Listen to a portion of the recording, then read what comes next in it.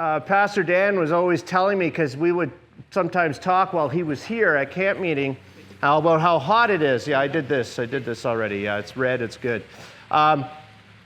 So anyway, he told me about how hot it could get here. Well, right now he sounds like a liar to me. Okay, so, and I know Pastor Dan doesn't lie, so yes. He wasn't lying, that's very Yeah, I'm just teasing. last year. Yeah. Yeah, well, I go to Maritime Camp Meeting every summer, and it has developed to become hotter and hotter and hotter, and sometimes we're pushing almost 40 degrees with humidity there. And so my wife and I decided to buy a trailer with air conditioning because the tent wasn't cutting it anymore. It was very hot. All right, let's get started. So, how to talk to secular people about faith. All right, very good. So, what are our learning goals? You have them on your paper. So we want to look at what attitudes secular people have towards religion, attitudes of religious people towards secular people. We're going to define what secularism is. We're going to look at a psychological approach to people. Psychological, I thought we were supposed to approach people theologically, biblically. Well, for those of you that are unaware, which I doubt is any of you, we are psychological, emotional creatures. Okay? And I'm talking about good psychology, scientifically backed psychology. We're also going to understand this thing called human interests. You say, what is that? Okay, we're going to look at that. And we're going to look at attending and reflecting skills. So what we're going to learn today is about how to effectively communicate. On Thursday, we're going to learn about what happens when communication breaks down. When somebody disagrees with you, resists you, opposes you, or even insults you and is offensive towards you. How do you manage that? That's on Thursday. You say, well, then what are we doing tomorrow? Tomorrow, we're going to learn how to share Christ with another individual in a relevant way. If you tell people that some guy who lived 2,000 years ago died for them and then they can go to heaven, a lot of people will look at you now like you have two heads. So how can we share the gospel in a way that is meaningful for other people? And that means you have to get out of your own head and into somebody else's head. Do you understand what I'm saying? Okay? All right, so I'm not going to, and we're going to look at the value, that's not on the paper, the value of trust and friendship, which is absolutely critical when we're dealing with people, and what to say to secular people of faith. I missed those two. My apologies. All right, so we're not going to go over the whatever. Now, I will make an apology right from the front. I'm going to be honest with you. I love the sitcom Seinfeld, okay? I think it's hilarious. But there's this episode that we have a bunch of questions about that I want us to watch. Not the whole episode. It's just a quick summary. It's about 4.5 minutes long. Listen carefully. Here's what we want to do, okay? Look at the questions beside the video on your paper. What attitudes do secular people have about religion based on the video? Okay? What attitudes do religious people have about secular people based on the video? What mistakes did David Putty, the Christian, make in this video? What attitudes do Seventh-day Adventists have toward people that are different from them in behaviors, beliefs, and words? And how many secular friends do you have? How much time outside of work do you spend with someone who is different from you? Okay? Watch this little clip. I warn you right now, it is funny. These up on his radio were Christian rock stations. I like Christian rock. It's very positive. It's not like those real musicians who think they're so cool and hip. You think that Putty actually believes in something? Thinks it's a used car. He probably never changed the presets. Yes, he is lazy. Plus, he probably doesn't even know how to program the buttons. Yes, he is dumb. So you prefer dumb and lazy to religious? Dumb and lazy, I understand. Tell you how you can check. Huh. Reprogram all the buttons, see if he changes them back. You know? The old switcheroo. No, the old switcheroo is you poison your drink and then you switch it with the other person. No, it's doing the same thing to someone that they did to you. Yeah, Elaine's gonna do the same thing to Putty's radio that the radio did to her.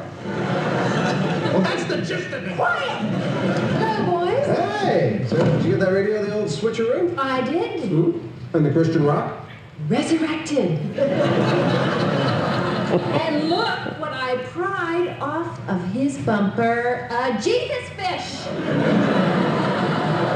Do you have any fish sticks? No. So you're disappointed he's a spiritual person? Oh, yeah, I got him because he seems so one-dimensional. I feel misled. I think it's neat. You don't hear that much about God anymore.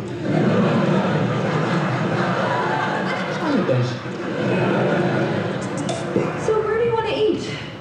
Feels like an Arby's night. Arby's, beef and cheese and... Do you believe in God? Yes, Oh, so you're pretty religious. that's right. So is it a problem that I'm not really religious? Not for me. Why not? I'm not the one going to hell.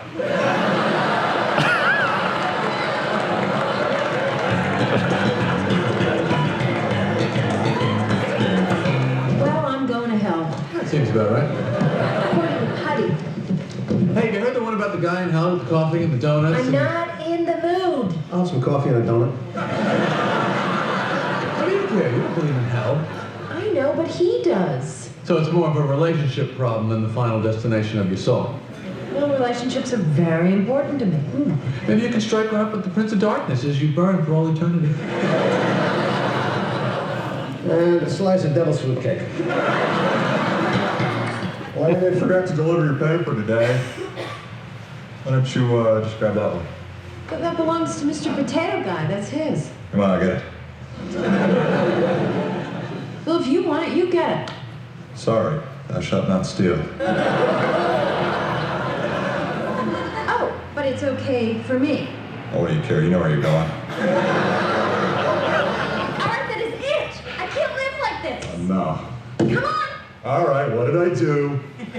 David, I'm going to hell. The worst place in the world. With devils and those caves and the ragged clothing. And the heat.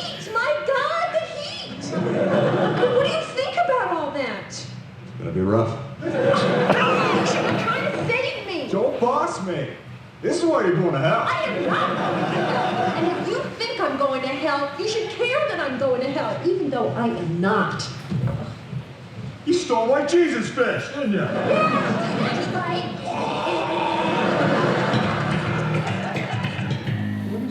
All right, that will stop it there.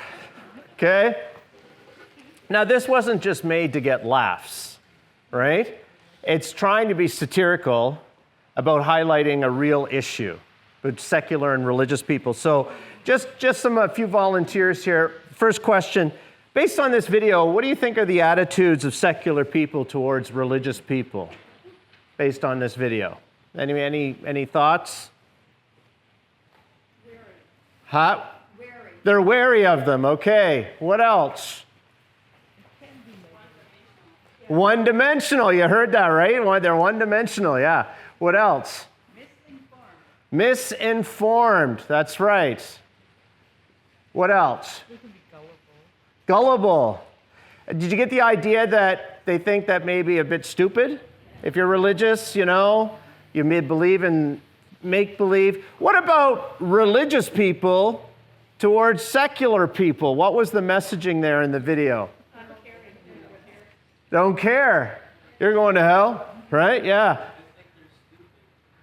They think they're stupid. Well, yeah, somewhat, yeah. Isn't it, the part I really like is about the part with the newspaper. right?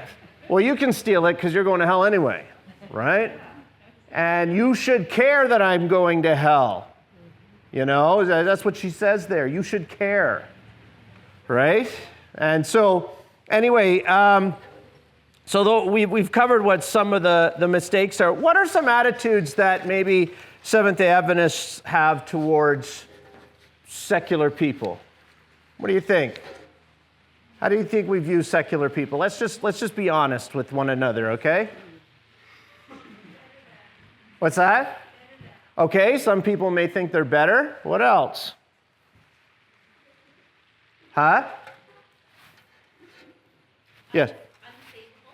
Unsavable. Yeah, I mean, we can't reach them. You know, what I think we use the Adventist vernacular, they're hard-hearted. That's what I keep hearing in Adventist circles. Okay? They're hard-hearted. Make sure you guys get sheets if you didn't get sheets, okay? I don't know where they are, but they should be here somewhere. Oh, you went to get more. That's a good problem to have. Okay. Yes? We assume that their hearts are hard. Yeah. But they make it not. Yeah. We make a lot of assumptions, yes. They think they're hostile. Oh, we think they're hostile, which means we're what of them? We're afraid of them, right? Yes. Ignorant. They're ignorant, yes. We think that they're hard-hearted, but in thinking that maybe we are hard-hearted. Yeah, and they think we're maybe unloving, unkind, right? Self-righteous, yep. Indifferent. They see Christians as indifferent. And folks, let me tell you, I am nervous to use the term Christian when I'm talking to other people, because there are people that have given that name a bad rep. Honestly. We have people that literally will hold up signs and say, God hates, and you fill in the blank. Right? I mean, Christian, do you realize that the word Christian is only used twice in the New Testament? You realize that? The word disciple is used the most to describe Christians, then believers, which is only a handful of times, and Christian twice. And the reason that Christian was used, that where that name came from, it was a name that the pagans gave the Christians because all they could do was talk about Christ. It was not a negative term, but the devil has been so good at basically getting our reputation in such a place that I am nervous around people to say I'm a Christian, because right away that puts up walls with people. Oh, well, he's intolerant, he's ignorant, he doesn't care about other people, he's indifferent, he's this. They don't think, oh, that guy loves Christ. That's not their first thought, unfortunately. And they don't know anything about me. It's what's happened in our society, yes. I think they feel like we're in a bubble, especially with Sabbath. I mean, our Sabbath, we're untouchable. Yeah. The bubble of that is Sabbath. Yeah. Yeah. And then we actually have a harder time, folks, because we're not like other Christians. We worship on a different day. We eat weird. We don't drink. We don't, and the Sabbath thing doesn't make sense and whatever else. And folks, I am not denigrating our beliefs. I believe in these things with all my heart.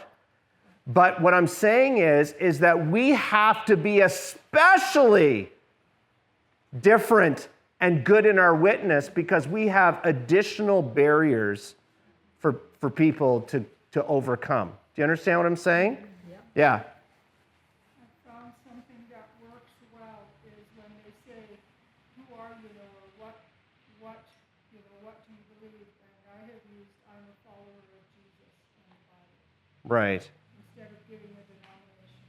Yeah. But especially in the first meeting. Yeah, that's good. You got to be careful even by mentioning the Bible these days, because a lot of people mistakenly say that the Bible's full of genocide and it's misogynist and it's this and it's that, right? When we know differently, but those are the perceptions that keep people from even just taking a taste and seeing, right? Yes? So what do you do when, people know that you're a follower of Jesus, and so they expect you to be perfect. If you're not, then you're hypocritical. Right, right, I mean, we're all human. right. Fail. So I would flip that around. Why do you think that they have that idea? Who has given them that idea that that's what Christians are? Right? It's us. What's that? So the question is what do you do when people out there expect Christians to be perfect and then they see that they're not? Right? And so I flipped the question around and said, well, who gave them the idea that that's the way we're supposed to be? Because they tell us that. Sometimes you do something and they will say, oh, that's not nice coming from a Christian. Right. And you are just human. Right. But my point is that we have given the impression that we're not sick people needing healing, rather that we're this level of something that they're not, right? And so we're going to deal with, so more specifically, that's what this is about today, about that, yes. Yeah, yeah. And even though you know what my response to that is when somebody says, well, Adventism is a cult? My response is, I can understand why you may feel that way, but could you express to me why you feel that way?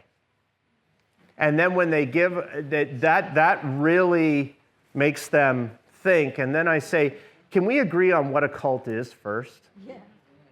What is a cult? Well, people believe that because that's the first thing that shows up when you Google it. Yeah, right. Right, exactly. Yeah. But what we usually get into is like defending mode, right? We're not a cult, we're this, we're not that. Well, why do you feel that way? You know, and what is a cult? Even in my conversation with fellow Seventh-day Adventist pastors, we talk about this, and my first question is, well, what is a cult? Because you can't say you belong to this and you haven't defined what this is. It's kind of like, I don't know if any of you are sports fans, but people, there's these debates, right? And one of the big debates in sports is, who's the greatest of all time, Michael Jordan or LeBron James? And they fight back and forth and everything, and I just laugh because no one's defined what are the metrics to decide who's the greatest.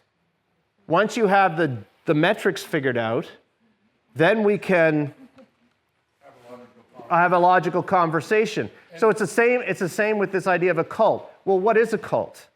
And the interesting thing is, too, I've got a couple of friends of mine, every once in a while they bring that up. Oh, you belong to a cult, you belong to a cult, that's why they think that way. And I just say to them, well, what is a cult? By definition, cult is a set of beliefs. So if you're atheist, you belong to an atheist cult. You look at it and you go, why are you swayed here? Why are you, like, because they have no answer for that. Yeah. Right? They've Yeah. been told, or they've been programmed, or they've been told Right. to accept that we poke a name at something because it's bad. You stay away from that as bad. Right, but if we want to keep them open, Yeah. we don't quite approach it that way. We put it back on them as a question rather than telling them, because as soon as we tell them, we're coming at a position here and we're looking down at you, right? So we're going to talk about this more as we go on. Yes? I think a lot of times, from my experiences, it doesn't matter what you do.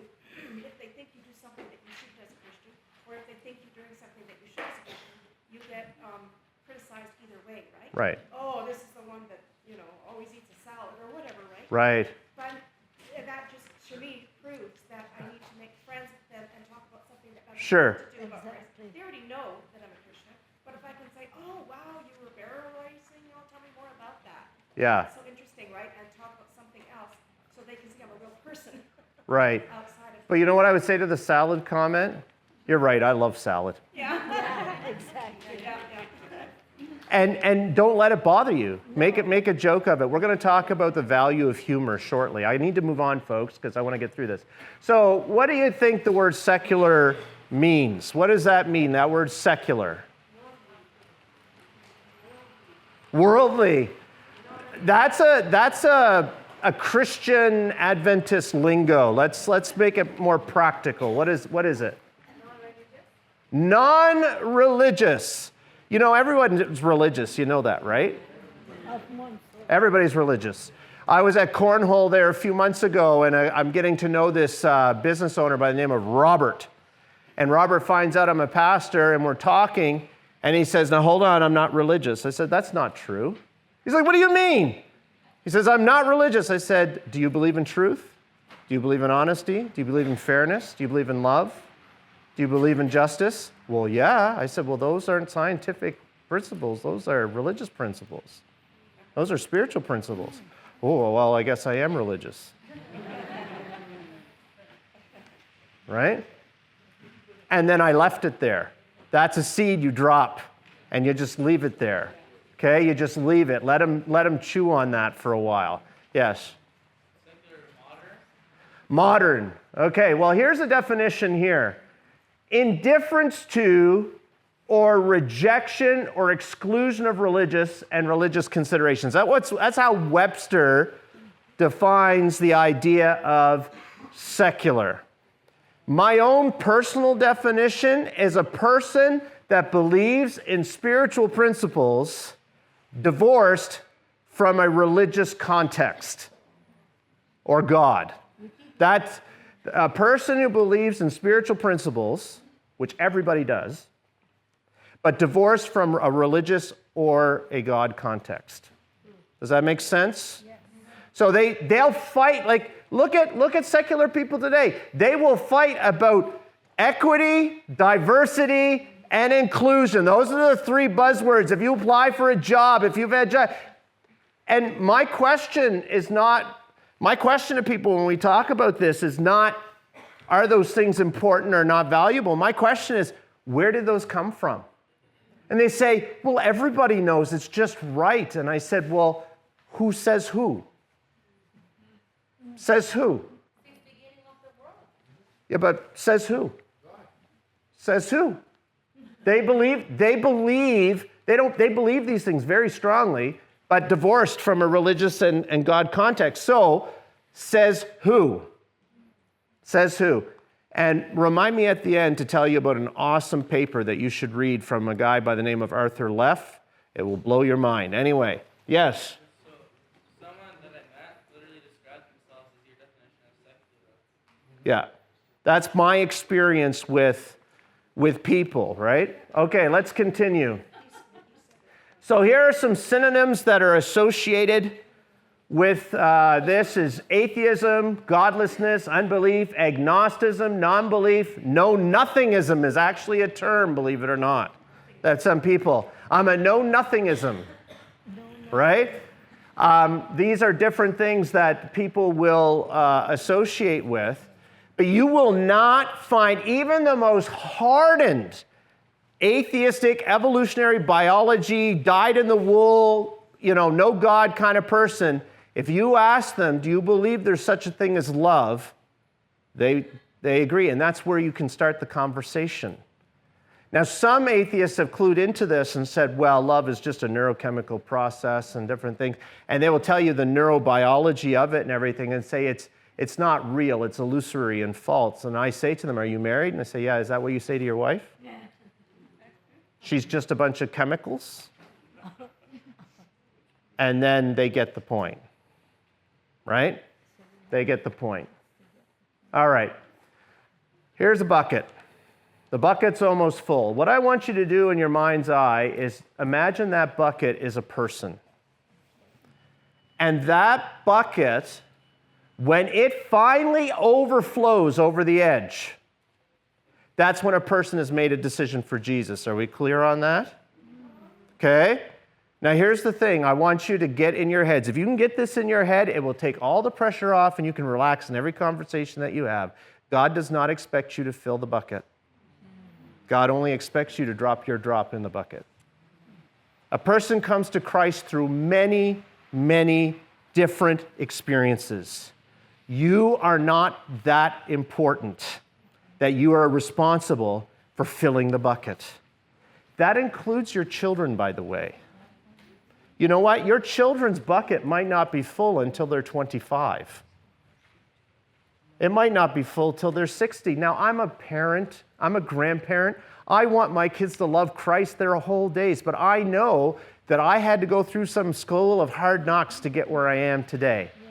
Why are we not allowing children the same experience? It takes all the pressure off. Your kids have to learn. How do adults, and especially our kids, learn that the idols of the world are futile if they never try them out? How do they know that, this actually will not satisfy me until they try it, and then they realize it doesn't satisfy me? There was a girl that I worked with in academy, and we were very close. I helped her through a lot of different things. This is when I was an academy chaplain.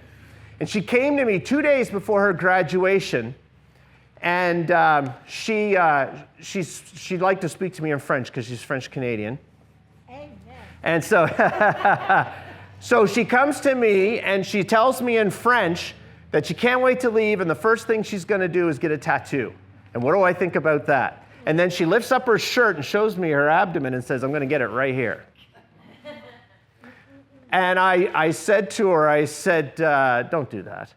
And she says, I knew you were going to say that and everything. I said, because here's why. It's not the typical answer she was expecting. I said, don't do that. Because I said, you're going to discover one day that whatever you think that's going to give you isn't going to give you, and then it's going to be hard to get rid of it. You're going to wake up one day, and she's like, well, I'm going to get it. And guess what? She did. And she started partying, and she started drinking. Needless to say, and sadly to say, that party scene, she ended up getting kicked out of university. She ended up not completing her education. And sadly, she came to me a couple of years later, the day after she had been date raped. Okay? But you know what? She realized that the idols couldn't do, and then all the stuff that I and her parents and other people tried to speak into her life when she was younger, all of a sudden started making sense. And now she lives in a different country, she has a husband, she loves Jesus, and she's pregnant with her first child. Right? Now, I didn't want her to go on that journey. That's not the ideal, but unfortunately, how is she supposed to know? That no, there is no life in partying. It seems that way. The emotions are high, everyone, but it's not a source of life. How are you going to find out? And unfortunately, and it's scary as a parent, I know, I'm a parent, to watch basically that train careen down the tracks and you can't stop it. Just keep praying and do what I'm going to tell you to do. And remember, you just drop a drop here and there. Remember what I told you about Robert? We had one brief 30-second interaction. It's not my responsibility to get Robert in a baptismal tank. If that happens someday, praise the Lord. But God, I believe, has been working on Robert in Robert's entire life. And God loves Robert more than I do and wants him in heaven. So let God be God and you do your drop and take the pressure off. So you should be sighing a breath of relief. Parents, you should be like, it's not all on me. It's not all on me. It should be a wonderful realization. All right. So let's talk about this thing called interests, okay? What are interests? Now, here's the thing. It's on the the left-hand column with the blanks there. So an interest, every conversation is a what? A negotiation with what we call substantive and relational interest. What's a substantive issue? A substantive interest is an interest that, someone wants to purchase something, or somebody believes something, or something like that. A relational issue is about the relationship between the person, and every conversation involves these two things. Every conversation is a negotiation. What are we going to talk about? Are we going to talk about substantive issues? And you're always dealing with relational interests. That never changes. Not every conversation will deal with substantive stuff, but it can. Okay? So, what we need to do is we need to think win-win in our conversations with people. We should be thinking about expanding the pie In North American Western culture, we think about zero-sum game. It's win or lose. That's how Trump is. Everyone says Trump's a great negotiator. No, he isn't.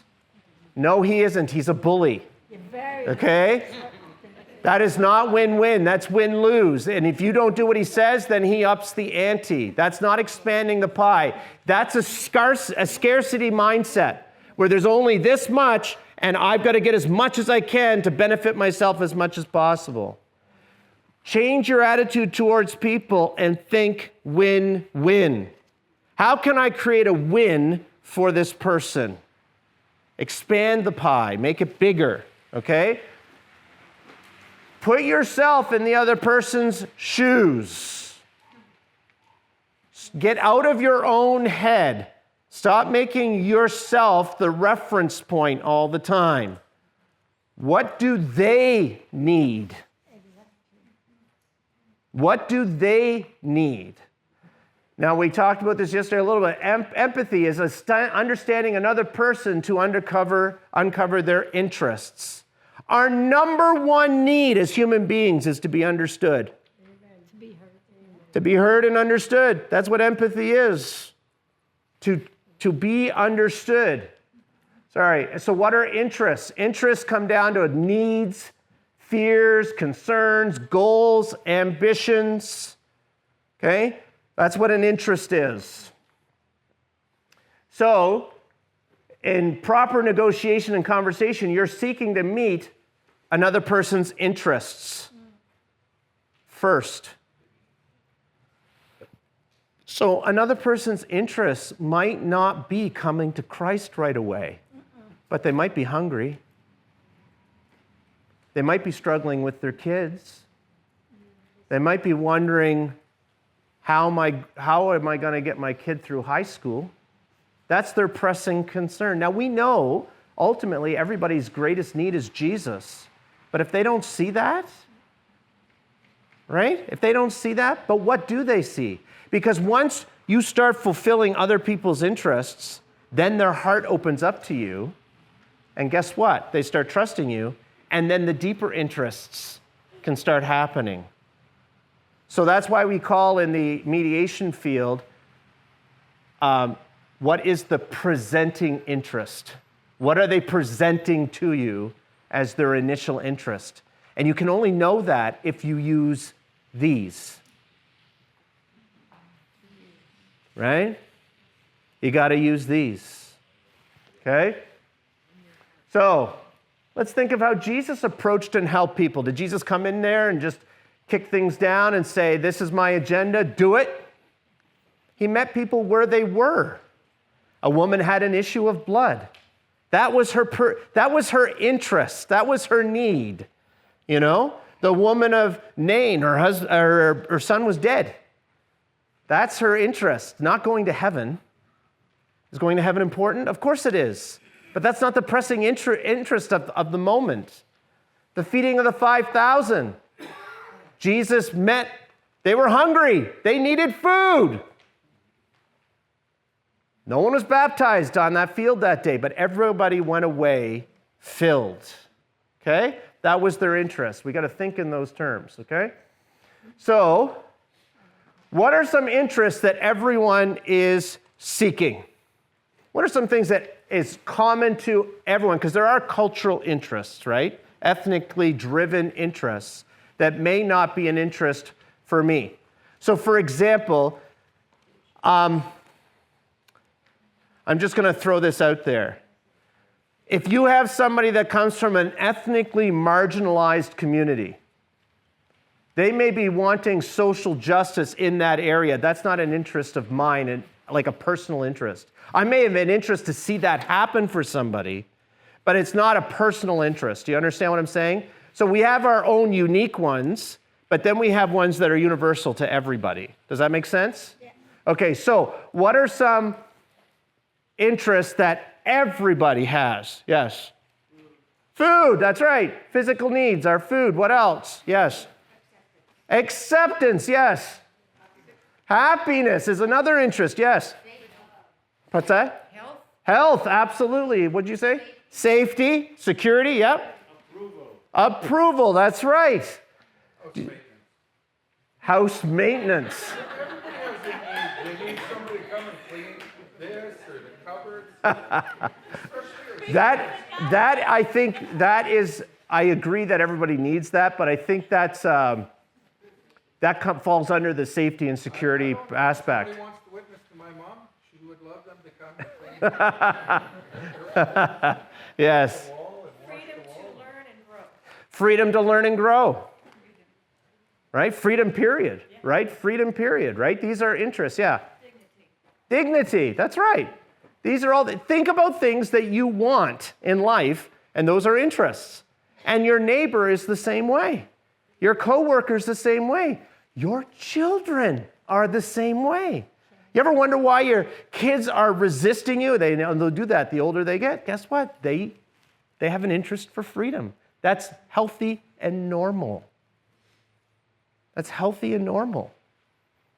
It's bad if you have a kid that's 62 years old and still wants to live at home and have no freedom. Actually, it doesn't have to be 62. They could be 25 or something, right? Anyway. Let me see. I want to kind of move on here. So I just want you to this last question just to think about it. What would happen if we approach people based on their perceived interests rather than our own interests? What would happen? If we were okay with saying, you know what? I shoveled my neighbor's driveway. That was my missionary activity, and that's good enough. Oh, brother, you didn't give them a Bible study. Did you baptize them? Did you get them to come to church?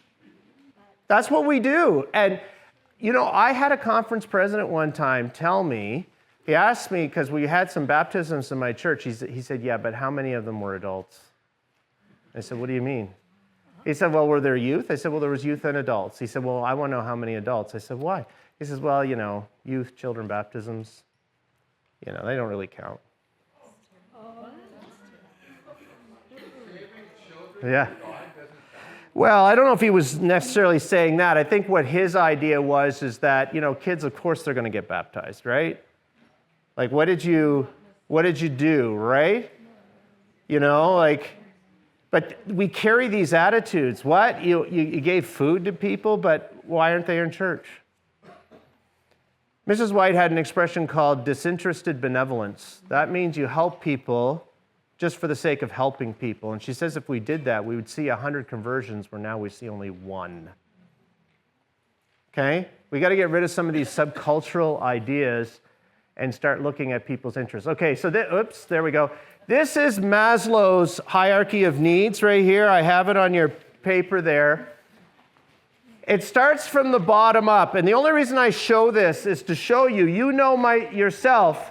Let's just say that you and I went swimming this afternoon. We wouldn't, it's too cold, but let's just say we did, and you started to go under, and you were in distress in the water. I've rescued somebody like that before in the water, okay? And you're struggling for air. What is your greatest interest at that point? Air. So it would be wrong of me to come at you with a Discover Bible lesson and say, hey, can I sign you up for this Bible lesson right now? Do you understand what I mean by making sure we hit interest properly? Okay? So if your physical needs are pressing, if you're hungry, if you're hungry and you haven't had a good meal in days, coming to church is not your pressing interest. Your pressing interest is a warm meal.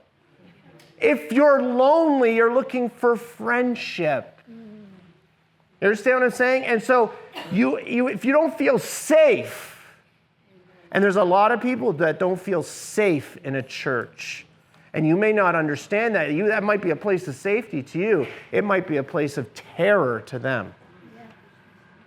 And you have to understand that. And you have to accept that.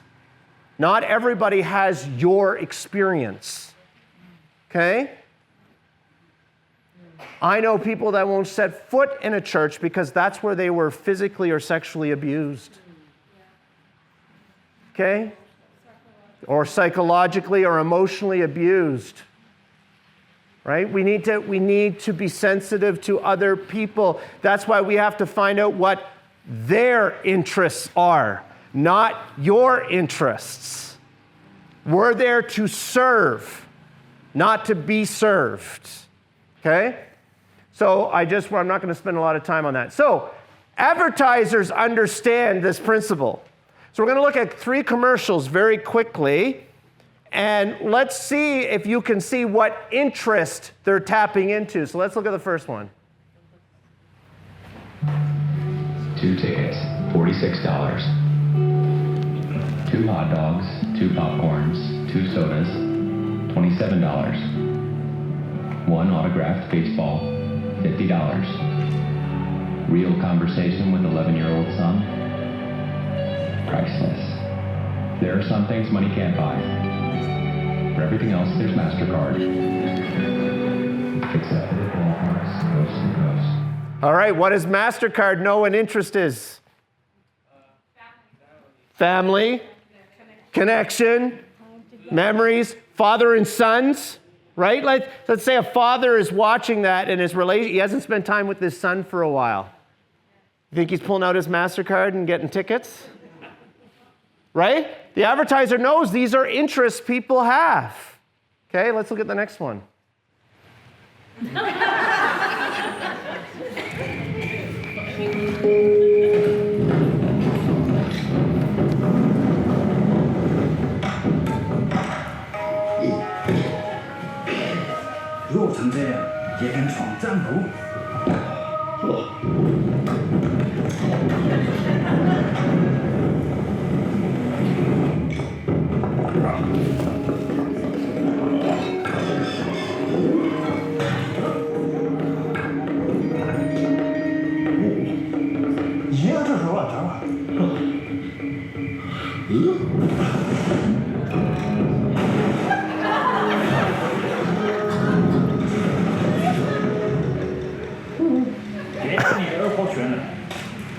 Snickers.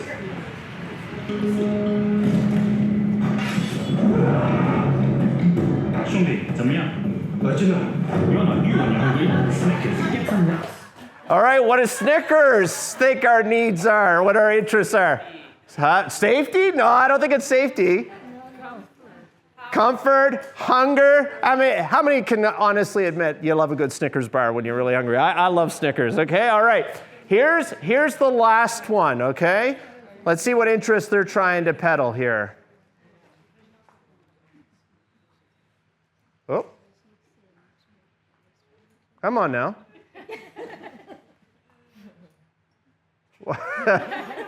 I'm really, okay, let's see if we can get this.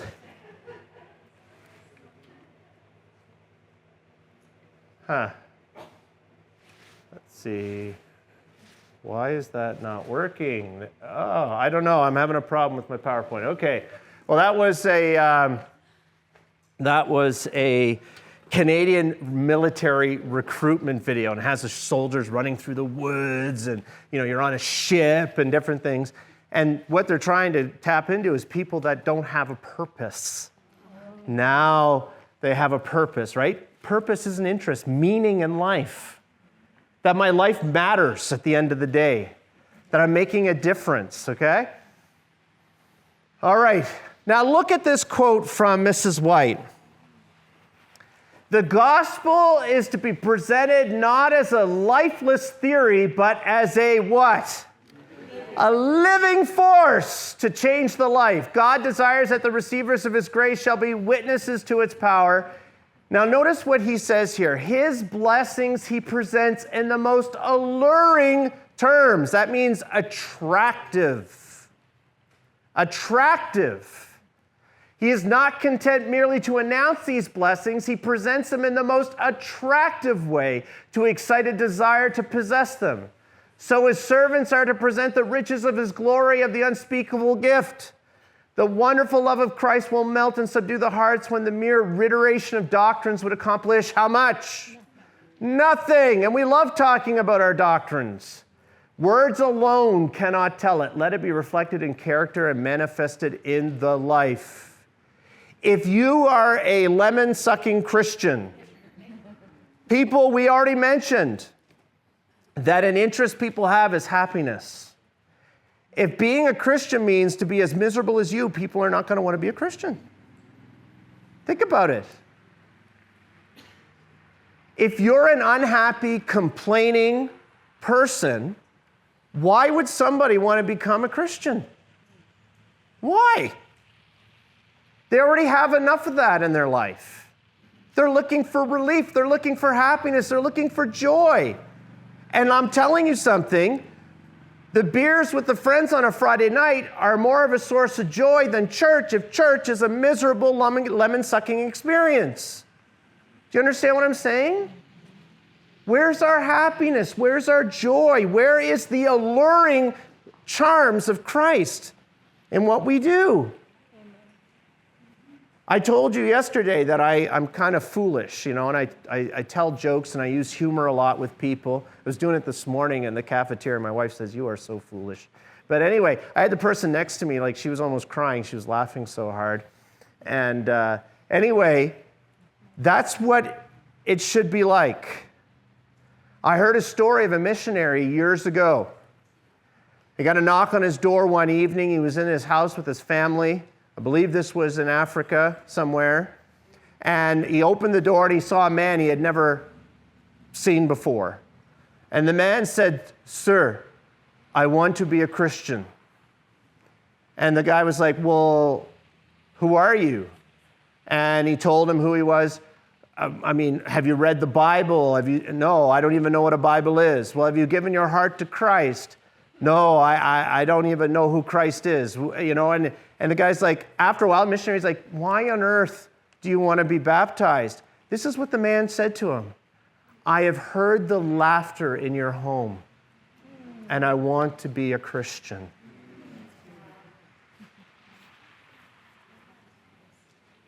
Let that sink in for a second. Let that sink in. If people, when they're around you, they feel comfortable, safe, secure, humored, you're a fun person. You listen.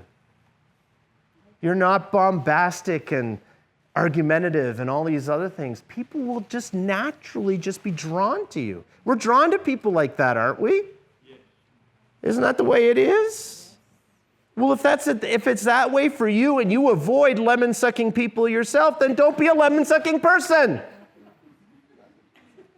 Just think about it for a second. Who are the people that you really enjoy company with? If you want to make an influence in someone's life, you have to be that person. It's not rocket science. It really isn't. It really isn't, folks. All right, let's get into the nuts and bolts of communication. Okay? All right, let's see how Sheldon does here. Wix. Oh, my apologies. To tell your story with a professional website that reflects who you are and what you have to offer. Why can't I skip Customize this? every element of your website to meet your needs and achieve your goals. I'm pressing the skip button. Create a unique visual experience that enhances your product and amplifies your message. Just hang on a second. Let's just do it this way. Visit neofinancial.com and enter promo code NEO25 when signing up for a credit card to get $25. Why did I play? Just hang on.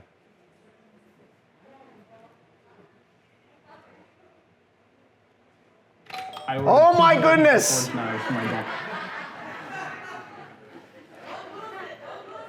I'm not going to move it this time. Oh, Wix again. Great ideas can come from anywhere. With Wix. What is going on?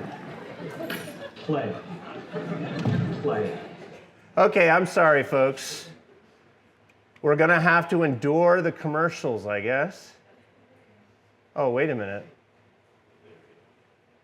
Wix gives you the power of AI to build the website you need with full business functionality and design tailored just for you.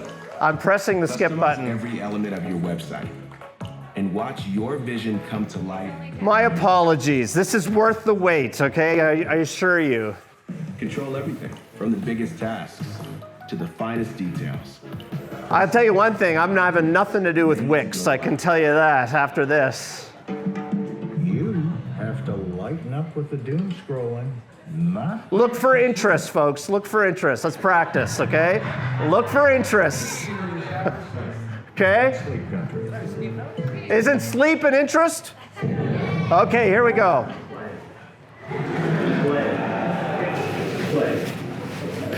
Play. What are you doing? I'm trying to use a Jedi mind trick to control Stephen Hawking. Play. Oh, he must be wearing a tinfoil hat or something. I did a bad thing. Does it affect me? No. And suffer in silence. Play. Stephen Hawking.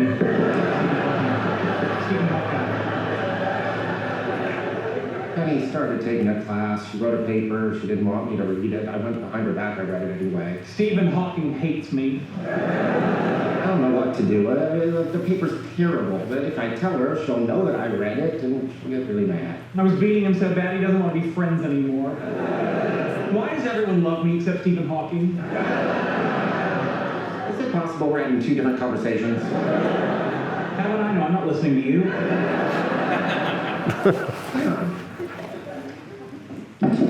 Okay, here's what we're gonna do. Chess clock. We each get 5 minutes to talk about our problems. We'll take turns. Each turn will consist of a statement and a helpful response from the friend. Begin. I humiliated Stephen Hawking in a game of words with friends. He stopped playing, and now we're not friends anymore. He's probably busy. Don't worry about nothing. Give it a couple more days. I'm sure he'll play and see that everything's fine. Mike, I can't let Penny hand in a bad paper, but how do I tell her it's bad without letting her know that I read it? Beats me. Now, I know Hawking's not busy, but I can see he's playing other people right now. Maybe since you're so good, he's taking his time to meet the challenge. I want Penny to enjoy it. Wallace told me he's a big baby. Yeah, I didn't know that. I played extract for 82 points. Oh, it's all Amy's fault. She told me to play it. I've got to cut her loose. Sheldon, I wasn't done talking. She hands in the paper tomorrow. I know I could help her. She's my girlfriend. I should be allowed to help her. Why aren't I allowed to help her? I hear you, brother. You need to give me some advice. Fine. Women, huh? Specific to my situation. Blonde women, huh? How pathetic. It sucks to be you. Wait, no. I listen to your dumb thing. Leonard, come back. What? Oh, of course. It only works on the weak-minded. All right. Have you ever been involved in conversations like that where you're both speaking past each other, no one's listening, right? You know, not a good way to approach things, right? So let's see how Amy does. Now I'm hoping there's no ad here.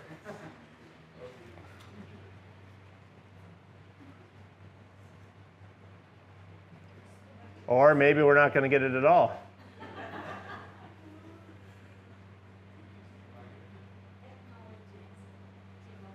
I don't know why I'm having problems with some of these videos. Okay, well, Amy did a lot better job. Anyway, we want to talk about, well, let's go back here for a second. How can you tell if someone is really listening to you? How can you tell? Eye contact. Eye contact. Nodding their head, that's right. What else? Paying attention, but more specific, what would you see? Maybe refacing. Oh, they're facing you. Refacing Oh, rephrasing what you're saying. Okay, yeah. What was that? Oh, they lean forward. You mean they're not like this? Right? How can you tell if someone's not listening to you? They're on their phone, yeah. Don't you love those conversations? How was school today? Fine. Do anything new? No. Did you learn anything? No. You know, yeah, being on their phone, no eye contact, some of the opposite things, right? I've even had people looking up this way and tapping their foot while they're talking to me. Yeah. Yeah. Oh, yeah. We love that one, don't we?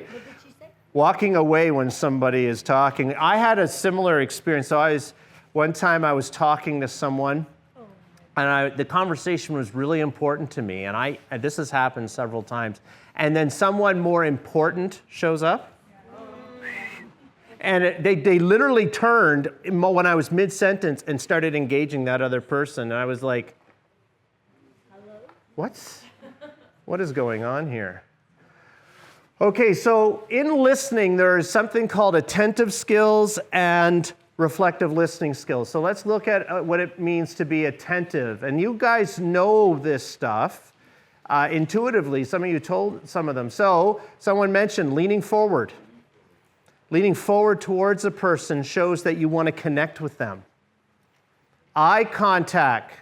And think of Goldilocks. Don't be staring the whole time. That's awkward too, right? It's not constant eye contact. There's got to be a little bit of diversion of the eyes once in a while or people get creeped out. Think Goldilocks, right? Just right. Not too much, not too little, right? I've had people say to me, "You're not looking at my eyes." I said, "I am, just not all the time," right? And so then they sometimes complain. So they said, "Okay, you'd rather this?" And I'm like, don't do that, that creeps me out. You know? Yeah, exactly. Appropriate gestures for the content of the conversation. If people chuckle, you chuckle, even if you don't find it funny. Okay? Even if you don't find, unless it's something seriously offensive, of course. Right? Like, I'm not saying to laugh at something, somebody says something that's like very inappropriate. But when people use humor, they're trying to tell you they want to connect with you. Humor is a sign that people want to connect. Did you know that? No. Yeah. I didn't know that either. But it's true. The scientists have looked at this, and people that connect with other people use humor. And they just chuckle a little bit. They're a little more lighthearted. People that are stern-faced and whatever, they're telling you, not interested. Just give me the information, I'm out of here, okay?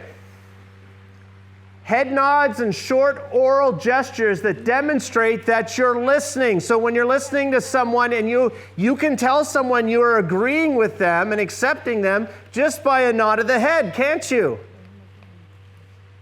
Right? If you're like a robot, people can't gauge whether you're really engaged with them or not, right? Oral gestures. You ever do this on the phone or you're talking to someone, you just go, mm-hmm. That's telling someone, I'm listening, without interrupting them. Or little oral gestures when somebody tells you something and you can tell that they're surprised by it, you go, no way. That lets them know. Are you serious? What? Be engaging in the conversation without cutting them off, right? Right. Okay, synchronize your body language, tone, and cadence of speech. If they're talking at a certain speed, unless they're angry, but we're going to deal with that on Thursday with anger and different things like that. But it's called the matching principle. You want to do the same tone, speed, and everything that they're doing in conversation. Someone's excited. They need to see that you're excited because you want to connect. You're communicating to connect. That's the whole point, to connect. And you can't do that through written communication. This is not in the slides, but you should write this down. Never have an important conversation through text or email or social media. Written communication is only, listen to this, only for informational purposes. If you have something that involves emotional content, go and talk to them in person. If you have to, pick up the phone and talk to them so they can at least hear your tone of voice. But how many people debate issues, argue, everything else in written communication, and then they're like, I don't understand. This person won't talk to me anymore. Okay? It's only for informational purposes. Match the mood and energy for connection. Okay? These are all scientifically backed things. In this book, you see this guy, Charles Duhigg. He's got a book called Super Communicators. Amazing book. All scientifically backed and everything. Okay, so that's attentive skills. How about reflective listening skills? What does that mean? Well, the person you are seeing is not the person you're speaking with. That is the approach of every time that you are talking with an individual. What you see is not what you get. There are two conversations that are always occurring in a conversation. The one you hear and the one that's going on in the person's head. What you see is not what you get. So, when you approach a person or a person approaches you, remember the person you're seeing is not the person you're talking to. They're wanting you to go deeper with them. But they're gauging whether you're safe, whether they can, whether you really want to connect with them. There's the real person wants to come out. But when you first meet up, that's not happening right away. There's a little dance that's going on to see what happens. Remember, every conversation is a what? A negotiation. A negotiation. Okay, so approach every conversation to learn and to connect. Let's look at the first one. To learn. That means you have to listen. That means you have to listen. And I know some of you are like, what? You mean I got to do all the listening? I can't share what's on my heart?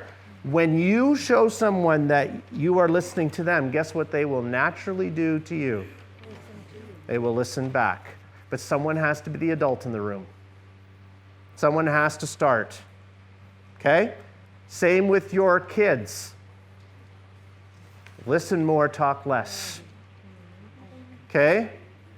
Even if you think something is foolish and not really that important, don't say that to them. It's important to them. It's important to them. Okay? Ask deep questions. Use curiosity and courage. Be curious and be courageous to be able to ask people questions so they go deeper. So, somebody talks about something that happened at work. When you're curious, they're not like, what we typically do is we default to advice giving. Instead, say, oh man, that sounds frustrating. Yeah, or how does that make you feel? It's better if you actually intimate an emotion like that. Like, that sounds frustrating. You can pick up the frustration in the tone of voice or something like that. The great thing is when you use that, if you're wrong, people say, well, what if I'm wrong? What if they're not frustrated? What if they're sad? They'll tell you. They'll say, no, I'm not really frustrated. It's upsetting me. I'm sad. But it's showing them subconsciously that you're trying to connect and understand, and they're not upset that you said frustrated. So it's better to intimate an emotion when you're doing this, okay? Right? If they're sounding frustrated and you say, how does that make you feel? Then you're telling them, I'm not listening. Because you should have picked up already that I am frustrated. Okay, do you see what I'm saying? So sometimes you do have to ask that question, right? But a lot of times, if you're really listening, not just what they're saying, their body language, their posture, their tone of voice, you can often pick up on things. If we have time, remind me to tell you about the Big Bang Theory when they were creating that show, what they realized about us as people and why it was so successful. Try to remind me of that. I want to get through the rest of this, though, first. And say it with control when you are talking. Even if somebody says something to you that's shocking or upsetting, or you disagree and you feel like you need to talk, say it with control. You say, how do I do that? Come to Thursday. Well, what if I'm raging inside? Come Thursday. We'll deal with that on Thursday, okay? More reflective listening skills. Reflective listening refers to listening to a person's verbal content and non-verbal emotions. Language with empathy, enter into the other person's experience. Empathy is not sympathy. People don't want sympathy. This is a sympathetic statement, okay? So let's just say someone close to you died, and you were upset and expressing it to me, and I put my hand on your shoulder and say, there, I know you're upset. Death, no. Empathy is trying to get into your experience. What did this person mean to you? What does this loss mean to you? How are you going to go on from here, and different things like that. And then you're feeling like, oh, someone's actually listening to me. It's safe. And you just open right up. And it's cathartic for you. It helps you in the grieving process. When somebody uses sympathy, they're just dismissing it. Like, let's get this over with so I can leave because I'm uncomfortable. And we know this intuitively, right? So we need to be people of empathy, okay? So here's an important one. If we could just remember this line: communicate to connect, not to correct. Ooh, that's a big one. Yeah. That's a big one. Especially with your kids. Especially with your kids, that's right. Instead of asking for facts from people, ask how they feel about something. Let me show you an example. So replace, what do you do for work? We often ask that question and instead ask them, what do you like about your job? They'll tell you what they do. When you change the conversation to an emotional thing, you automatically start connecting with the person because they have to go deep in themselves to tell you.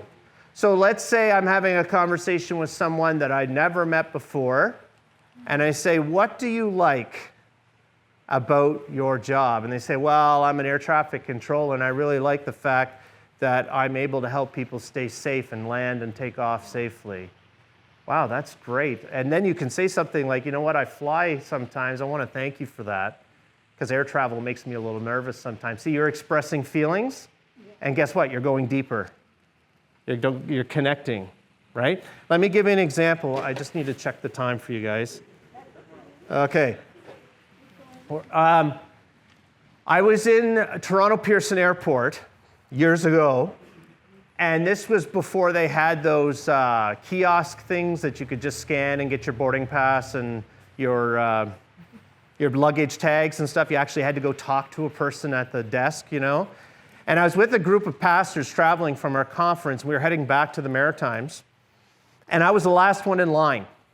And they had all gone through, and so they were waiting for me over here. And I approached the ticket agent, and he was, he was Middle Eastern of some type. You know, I wasn't quite sure what it was and everything. And he was just doing his job, typing in things for me. And I leaned over to him, and I said, do you like your job? And he popped his head up, and he's like, and he starts telling me about his job and what he likes and he dislikes and different things like that. But no one actually talked to him on that level, right? See, I'm using an emotional question. Do you like your job? A better question would be, what do you like about your job? But I said, do you like your job? And we started talking. Now, meanwhile, the pastors, they're all wondering, what on earth is going on here? Now, watch how easy this is, folks. Watch how easy this is. He talks to me about his job, what he likes. I'm listening and whatever else, and I'm doing what I'm telling you to do here. And then he naturally says to me, what do you do for a job? Now he wants to know about me because I've shown interest in him. He's reciprocating because I've showed him I want to connect. So he starts, in his subconscious, he's trying to connect with me now. So I say, well, I'm actually a pastor of a Christian church. He said, really? And then he says, you know, I don't know what I believe, but I want to believe in something. Amen. See how quick that was? Never met the guy in my life. Meanwhile, the pastors are over there going, what is going on with this guy? But I didn't have anything to give him, like a Discover Bible card or anything like that. And I always regretted that. We chatted for a few minutes. He warmly sent me on my way. But do you see how quick and easy this is when you learn to connect with people? They'll open up to you because guess what? Most of the world shows that they don't care. Yeah. And when you demonstrate that you care to connect with another person, they're hungry for it, right? It's not that hard. And 9 other pastors went through the line, right? And I'm not trying to put them down. Please don't misunderstand me. But it's just a way you approach people, right? Yeah, it was just my drop, right? Now, I don't know whatever happened to that young man, but, you know, hope to see him in the kingdom someday, right? That was back in the days when cell phones weren't as... Yeah, I'm a little older, but anyway. Remember, there are 2 conversations happening in every conversation. The one you hear and the one in their heart. Okay? You have it too. There are interests that you have that you would love for other people to know, to fill for you, but you don't know whether they're safe enough to express them. Okay? I added this morning. My apologies. Okay? People are longing to be truly known, but we're afraid of rejection. If people really know who I am, are they really going to want to be my friend? And that's the wonderful news about the gospel.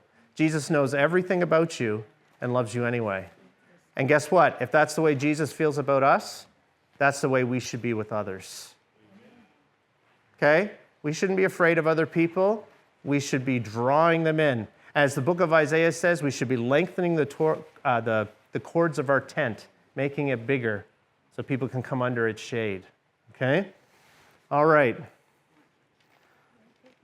So, this is really helpful. What kind of conversation is occurring? You need to understand when you're talking to someone, what kind of conversation are they trying to have with you? Okay, this applies universally. Practical. Do they want to be helped? Some people do want advice. You know, for example, I can't get the lid off this thing. You don't need to reflect that back to people. That sounds weird. What? So what you're telling me is that you want to have the cover taken off the jam jar? That's weird, right? All right, the way you deal with that is like, sure, no problem, like this, you know. Not every conversation you're supposed to reflect or rephrase and all that, right? So is this a practical conversation? Okay? Or is it emotional conversation? Do they need to be hugged? Are they expressing emotions? You know, I had a really bad day at school. That's an emotional conversation, right? But oftentimes, somebody expresses an emotional interest, and we come with advice. Well, you need to get out there and be more friendly with people and make friends, and then, you know, that's not their concern. Right now, they just want you to understand that they're hurting and they feel alone at school, okay? Or is this a social conversation? Do they just need to be heard? Some people just need to get it out. Right? Very, very, very important to understand what are the, and I recommend this book again, Super Communicators. Buy it, buy it, buy it. Okay. We're almost done here. So we already talked about the matching principle. Remember body language, tone, all that stuff. So we're going to just fly through this. Is it practical, emotional, or social? And remember, there are differences between men and women when they communicate. Now, I'm going to say something here that's going to shock the women out of their skin.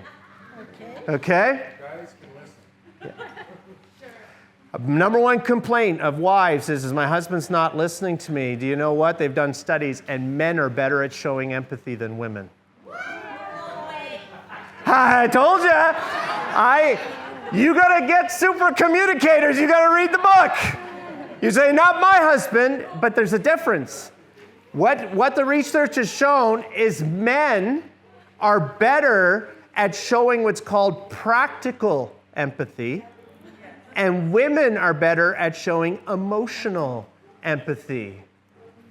And so you're wanting your husband to show empathy like a woman, but he's actually being empathetic when he's giving you advice. He's telling you, I've heard you. Ladies, you need to give our guys a break. Okay? And if you need emotional empathy, go talk to one of your girlfriends. Okay? Honestly, men bypass, this is what the research says, men bypass the emotional element and say, what do they really need at the end of the day? That's their way of showing empathy. And women are like, he's not listening to me. He is actually. He's just skipping that step. Now, men can develop emotional empathy, guys, okay? You can work on this. You can work on this. But let's recognize we have differences. So when you're talking to somebody, are you talking to a man or a woman? So I've had to develop my emotional empathy. So when I'm talking to a woman, I have to use emotional empathy. When I'm talking to a guy, I have to use practical empathy. You see? It's a difference. Okay? All right.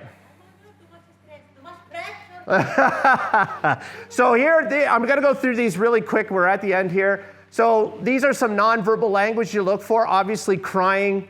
Somebody's got a set jaw. They're looking away. They're pacing. Their arms are crossed. What if somebody has their arms crossed when you're talking to them? What are they saying to you? They're guarded. They're closed to you, right? Pacing. What would pacing tell you? There might be anxious or nervous. Yeah. Eye rolling. Everyone loves that, right? When your kids roll their eyes at you, isn't that? Oh man, my daughter can do that so well. Ah, eye rolling, yes. Foot tapping, what does that mean? They're being impatient, right? Wringing the hands, what's that mean? Excessive, yeah, they're nervous, they're upset, they're stressed, right? Silence, what does that mean? Someone gives you the silent treatment. Often means that they're angry, right? So verbal language, look at their tone of voice. What is coming out in their tone of voice? Are they making other sounds? People can make other sounds, right? Yeah, that's a good one. What's the intonation of their voice? Yes. I want to say something. This part of the tone of the voice, I think it can be also cultural because I'm Latino, we're very loud. So Yes. when you come into my home, back home, in Cuba, Yeah. you might think we're just killing each other in the house. Yeah. That's German. But it's not. Yeah. Actually, the other way around, we're really low. Yeah. Really like Yeah. I know some Portuguese people, and they told me if you came over to my house, you'd swear that we hate each other and we're trying to kill each other. But they said that's just the way we communicate. But what you have to be sensitive to is if you're talking to someone that's outside of your ethnicity or culture, talking that way to them, like, I don't know how to say this, the average Caucasian Canadian does not communicate with loud tones and animation and everything like that. They find that offensive. They find that offensive and bombastic and difficult to deal with, right? Speed of voice. If somebody's talking fast, you gotta. Are they swearing? Swearing will tell you something, right? What is the content of what they're saying? Okay. All right. So you need to repeat a person's interest and feelings without judgment or advice giving. And remember, all advice giving is a form of judgment if you don't do it right. Jesus said, don't give your pearls to the swine. That's against advice giving. You might think they're pearls, but they're not useful to swine. Okay? He wasn't calling people pigs. He's just saying, think about it. Okay?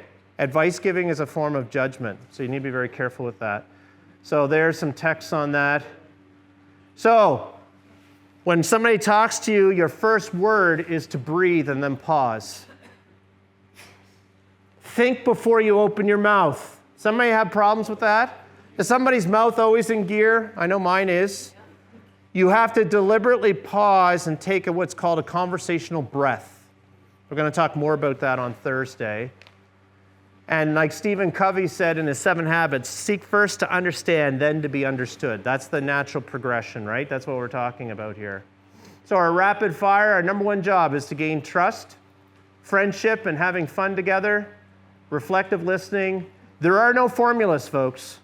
Every conversation is a little different because every person is different. Don't have an agenda with people, but have an agenda. Do you understand what I mean? Don't make people think that they're just some kind of product, but at the same time, in your back of your mind, you have a motive that you would like to see them in the kingdom of heaven someday, right? Be patient. Relationships are a marathon, not a sprint, okay? Especially today. Obviously, you need to keep praying for people, ask deep questions, and look for opportunities to help them with no strings attached. Wow. And ask if you can pray for them. By the way, I've only had one person once say no to that question. Even the most secular atheistic person, they're going through a hard time, you say something like this. You say, look, I understand that you might not believe in God and different things like that, and that's okay, but do you mind if I have prayer with you right now? I have never had somebody except for once say no. Me too. Right? And by the time I'm done praying, I look up, they're weeping because someone cared enough to do that for them. Even if they don't believe in God, they're moved by it, okay? Ask them to give the Bible a try without a sermon. Maybe just drop a text. Now, this is obviously after you've progressed in the relationship for a while, okay? Notice what I said? Drop a text, not a Bible study. Don't overwhelm people. Tell your personal story. Use feel, felt, and found, the 3 Fs. You know how that works, right? Somebody talks to you and says something to you and say, you know what? Many people feel that way. I have felt that way, but I have found. So, feel, felt, and found. I'm always using that with people because I have learned when I have struggled with difficult circumstances and mental health and different things, you know what I've learned? One of the most relieving things is to know that I'm not crazy for feeling the way I am. Honestly, when you're going through a hard time, you start berating yourself. I shouldn't be feeling this way. I should be this, I should be that. And to find out that what I'm going through is very normal and whatever else, it brings relief to you. And people need to hear that and say, you know what? Lots of people have felt depressed over something like that. You know what? I have felt depressed at times too. But you know what I have found that's helped my depression? Okay? Make sure they know you will remain their friend regardless of what they decide. This is important.